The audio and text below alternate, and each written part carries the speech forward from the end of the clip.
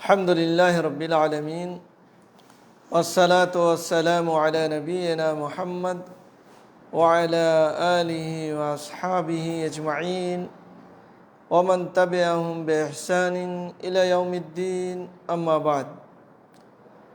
محترم ناظرین، السلام علیکم ورحمۃ اللہ وبرکاتہ۔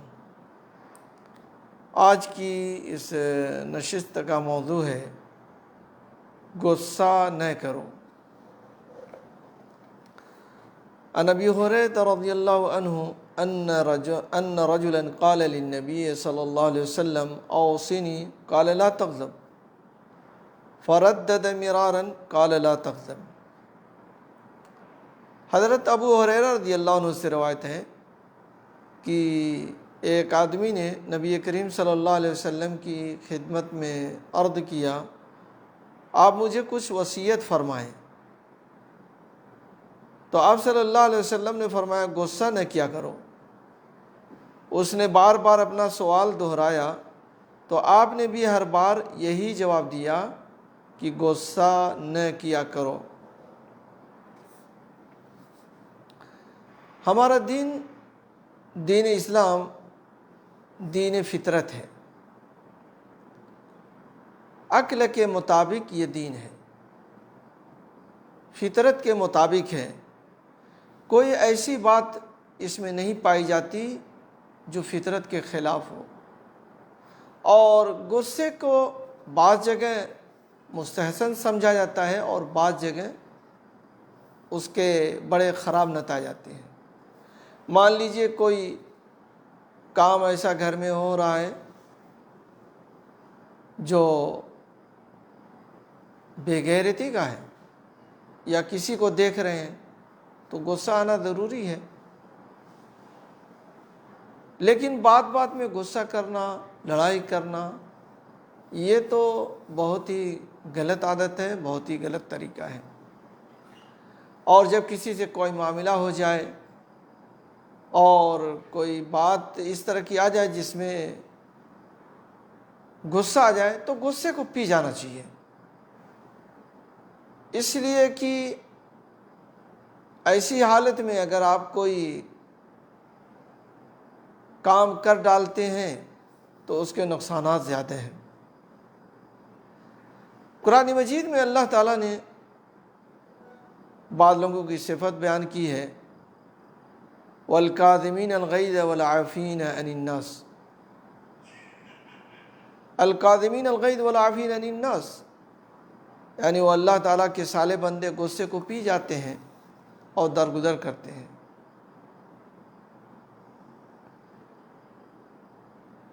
یعنی جب کسی پر غصہ آئے تو درگزر سے کام لینا چاہیے اور معاف کر دینا چاہیے۔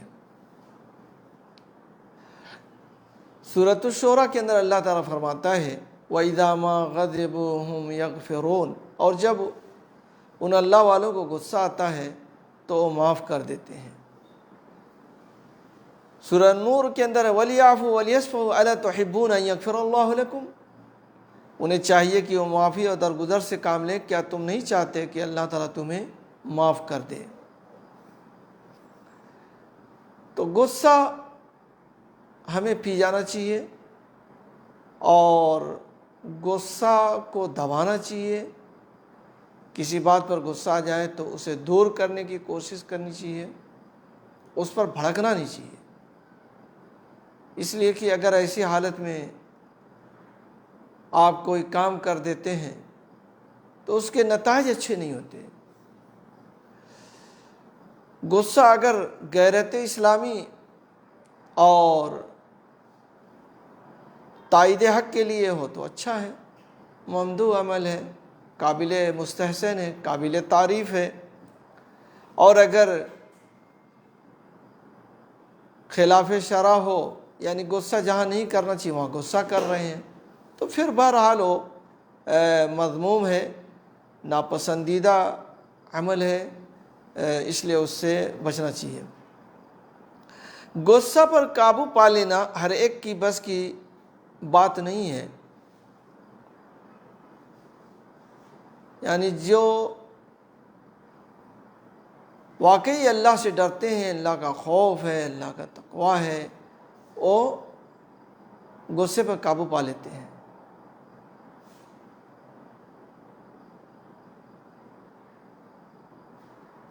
اسی لیے اللہ کے نبی صلی اللہ علیہ وسلم نے غصے پر قابو پانے والے کی تعریف فرمائی ہے۔ آپ نے فرمایا لیس الشدید بسرعہ انما الشدید الذی یملک نفسہ عند الغضب، جوان مرد اور بہادر وہ نہیں جو دوسروں کو خوب پچھاڑنے والا ہو، بلکہ حقیقی بہادر اور طاقتور وہ ہے جو غصے کے وقت اپنے آپ پر قابو رکھتا ہو، اپنے آپ پر قابو رکھے، وہ آدمی حقیقت میں بہادر ہے،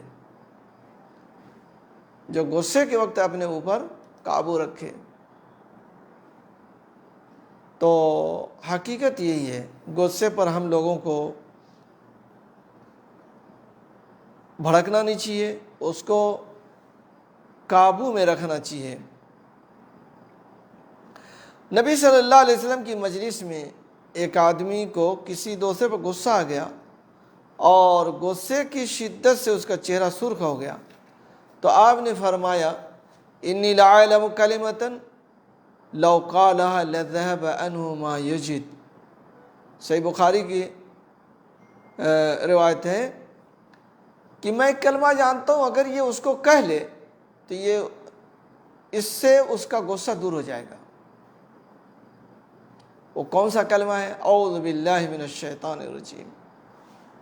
یعنی جب آدمی کو غصہ ہے تو اعوذ باللہ من الشیطان الرجیم کہنا چاہیے۔ اور ایک حدیث میں آیا ہے اذا غضب احدکم وهو قائم فلیجلس فان ذهب عنه الغضب والا فلیستجب۔ جب کسی کو غصہ آئے اور وہ کھڑا ہو تو بیٹھ جائے، اور بیٹھا ہے تو لیٹ جائے، بیٹھے بیٹھے غصہ بہت آ گیا تو لیٹ جائیے، اعوذ باللہ پڑھیے یا جائیے وضو بنا لیجئے۔ تو میرے بھائی اور دوستو، غصے کو روکنے کا یہ بڑا ہی عظیم نسخہ اللہ کے نبی صلی اللہ علیہ وسلم نے ہمیں اور آپ کو دیا ہے، اور یہ شیطان دلاتا ہے تاکہ آپ لڑ جائیں۔ ایک بھائی اور دوسرے بھائی میں تھوڑی سی بات ہو گئی، ایسا غصہ دلاتا ہے جیسے کہ کبھی اس کے ساتھ کوئی معاملہ اچھا معاملہ ہوا ہی نہ ہو۔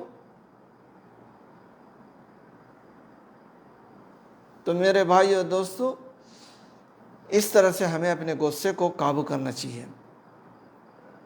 اور ایک روایت میں سنن نبی داؤد وغیرہ کی اور حسن درجے کی روایت ہے، جو شخص بدلہ لینے کی طاقت رکھتا ہے اور قدرت رکھتا ہے، اس کے باوجود وہ غصے کو اپنے کنٹرول کر لے، غصے کو ضبط کر لے، تو اللہ تعالیٰ قیامت کے دن اسے سب کے سامنے بلا کر یہ اختیار دے گا کہ وہ جس حور کو چاہے اپنے لیے پسند کر لے۔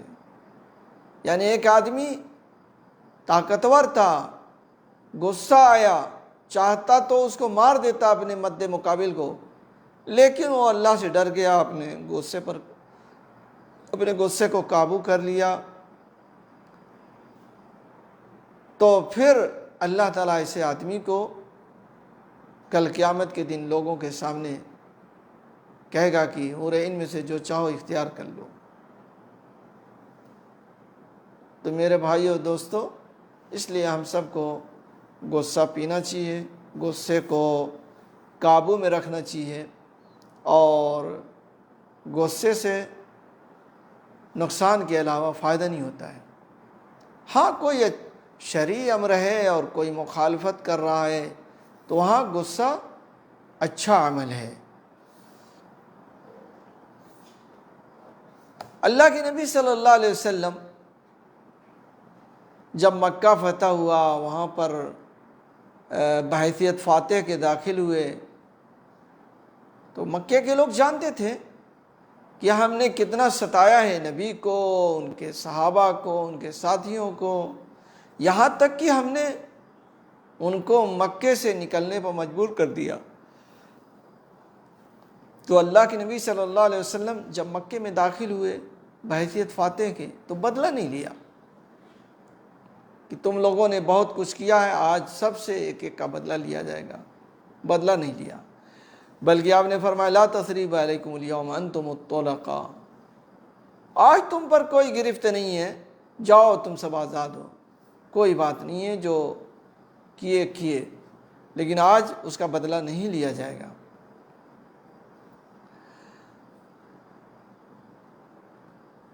ما من جرعۃ اعظم اجرا عند اللہ من جرعۃ غیظ کظمها عبد ابتغاء وجہ اللہ، یہ سنن ابن ماجہ کی روایت ہے۔ انسان جو کچھ پیتا ہے اس میں بہترین گھونٹ غصے کا گھونٹ ہے، غصے کا گھونٹ یہ سب سے بہترین گھونٹ ہے جو اللہ کی رضا کی خاطر پی لیتا ہے۔ تو غصے کو اللہ کی رضا کے لیے پی لینا چاہیے، غصہ نہیں ہونا چاہیے، اور صبر کرنا چاہیے، کوئی معاملہ آ جائے تو اس پر صبر کرنا چاہیے۔ یہ کچھ باتیں غصے کے تعلق سے تھیں، اور ہم سب کو غصہ آتا ہے، لیکن ہم سب کو غصہ پینا چاہیے، غصے کو دور کرنا چاہیے، اور اپنے آپ پر کنٹرول رکھنا چاہیے۔ اللہ تعالیٰ سے دعا ہے کہ اللہ تعالیٰ ہم لوگوں کو غصے سے بچائے، یعنی ایسا غصہ جو غیر شرعی ہے، ایسے غصے سے اللہ تعالیٰ ہم سب کو بچائے، آمین۔ وآخر دعوانا ان الحمد للہ رب العالمین، وصلی اللہ علی نبینا محمد وعلی آلہ واصحابہ اجمعین۔